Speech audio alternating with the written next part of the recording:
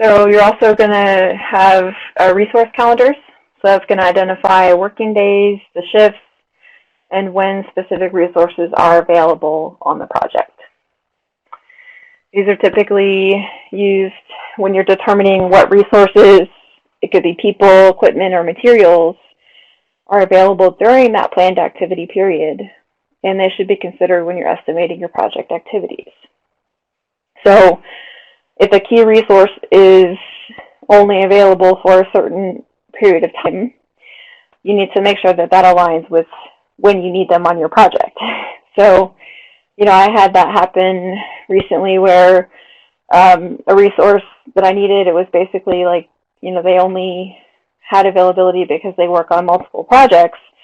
They only had availability for about a 2-week period. And so I had to, work on the schedule and negotiate with their manager to be able to get them in the time frame that I needed them on my project to do the work that I needed.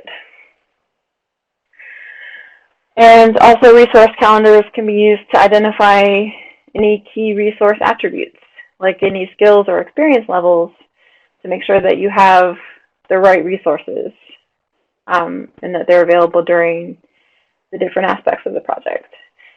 So, I don't know, have you ever had a project that you've managed or something where, you needed somebody that had a specific skill set and you identified that, and then maybe that person wasn't available, so somebody else had to get maybe some training on it to be able to have that same skill set and do the work on your project. Those are things that you would need to know in advance so you can build that into, all the time more, right? So, kind of a musical chairs a little bit with resources sometimes, I've noticed. So, lessons learned.